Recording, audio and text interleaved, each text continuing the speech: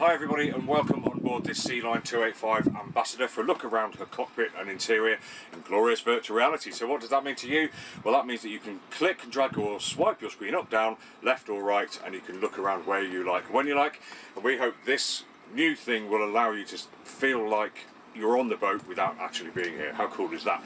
Some people do report sensitivity to the camera, so if that may be you, then I'll let you know when the camera is going to be moved so you can avert your eyes, and then once the camera's safely again, I will let you know and we can continue the tour again together, but let's hope that doesn't happen. So here we are in the cockpit, lovely, great big, wide, roomy cockpit, loads of seating all the way around the starboard side and some on the port side too, excuse me. You're sitting on a cockpit table which is removable to allow access, really nice and easy access to the engines underneath. We do have to remove these seats to get down there, but once we do, there's great access to the engines, port, starboard and forward and on top, really lovely. And then just looking aft, as you can see, we've got a nice companionway here, so we're opening, we're very easy to get from the cockpit onto the boat or onto the swimming platform and through here, lovely, nice and easy to do. And once we're in, we can close the door and we're all safe for the kids and the animals, hopefully. We've got a couple of davits here as well, so we can carry a dinghy along with us if you like, and we've got a cockpit tent above us as well, so if we want to we can roll the sides down. They're all rolled up at the moment because it's a lovely warm day, and we can keep the weather out and keep the warmth in, so it gives you that extra room, extra storage perhaps, or just another room, a bit like having an extra spare bedroom, but somewhere to sit in the warmth when it's cold outside and somewhere else to entertain, which is lovely.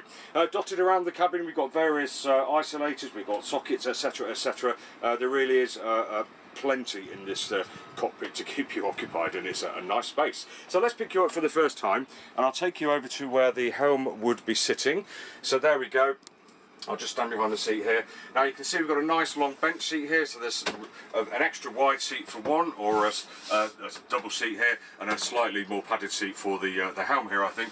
And just looking around, you can see we've got comprehensive instrumentation on this boat, and we've got a really great view. Now that's brilliant for watch keeping at sea and for when you're steering, etc., to keep an eye out for other boats, waves, all that kind of stuff. Really great view all the way around the boat as well, so should be good for berthing, etc, etc. Very nice indeed.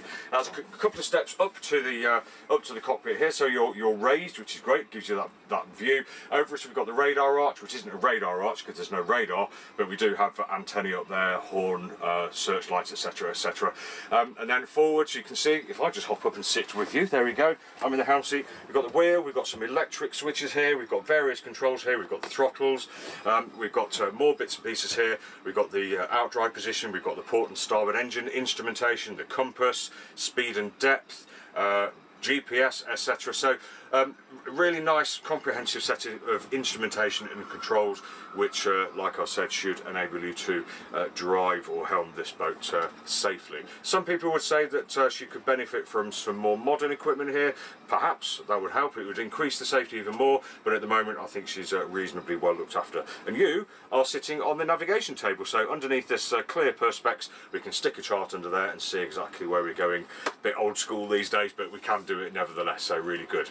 Okay then, let's pick you up then, and I'll take you down to through the companionway. So nice and wide, but just a little lip to get over as we come down here. So a couple of steps down, and you are inside this Sealine, and you are actually in the galley at the moment. So we came down the companionway, fridge is here, brilliant place for a fridge because it's near the cockpit, so they can get their drinks out if they want, and it's near the interior and the galley as well, so we can get our drinks out for whoever's here and the milk out, etc, etc, for whoever's doing the cooking. Really, really nice.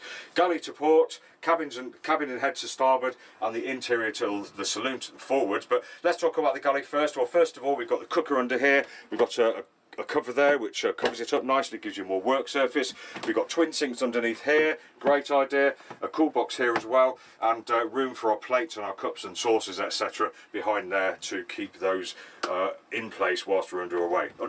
And we have a cupboard underneath here too, so very nice, plenty of room here, and even if people are coming past you, you can still work here, I think. So I think that's good, although if something's being cooked here, you need to make sure you make sure people know that the cooker's on, and to avoid it, obviously. Now, nice wide companionway here, or lobby, takes us forward. We've got a lovely great big saloon here. If I just take a seat, you can see we've got U-shaped seating all the way around here. Cockpit, sorry, not cockpit table, saloon table. This drops down and makes into the biggest double bed you have probably ever seen, so plenty of room there for yourselves or perhaps several kids, I don't know. We have 4 windows here, 2 opening. We've got a hatch here that opens, another window that opens up there, so lots of ventilation, lots of air coming through this boat, which is absolutely lovely. We've got access to the bilge down here, so we can keep an eye on the bilge levels.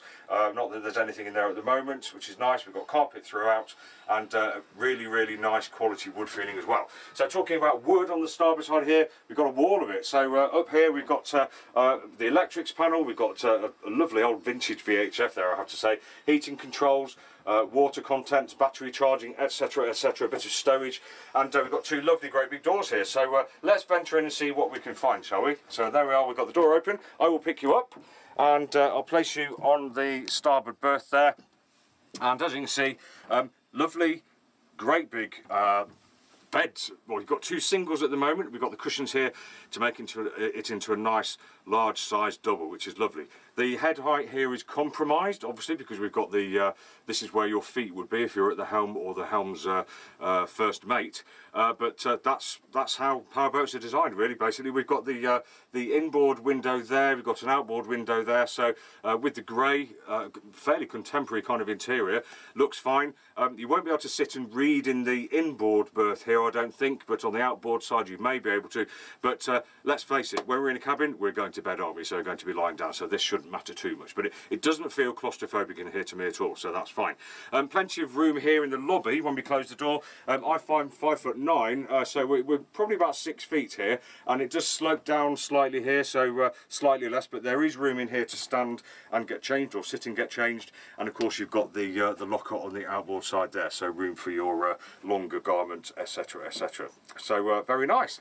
Let's pick you up then and take you out of that compartment and into this one. So here we go into the heads compartment. I'll put you on the shelf up there, and you'll notice that we have 2 doors. There's one door here from the cabin, there's one door here from the saloon, so we've got what's called a jack and jill arrangement, so anybody can get into the heads without the people in the cabin can get to the heads without the people in the saloon being disturbed, and vice versa. It's a great design and it works really, really well. But back to the heads compartment, we've got a window that opens, which is great. I can feel the breeze coming through now. We've got a shower head here, which you can have a proper shower on a boat, which is great. We've got the sink to starboard forward corner, stowage underneath, some cubby holes outboard, and of course the white throne, or the head, as we should know it on boats, in the starboard aft corner. So plenty of room in here, good head height as well, same as the saloon in here, I think around about 6 feet. So very nice and bright, nice and easy to clean, so really good compartment. So let's pick you up again, and I'll just place you in the saloon in the middle of the table there, where I'll sum up by saying that this has been Tim from Boatshed Yacht Brokers, just taking you for a quick tour in virtual reality of the interior and cockpit of the Sealine 285 Ambassador. Hope you've enjoyed the tour, and we hope you join us for more reviews and tours of lots more boats in the future. Do stay in touch. Thanks for watching.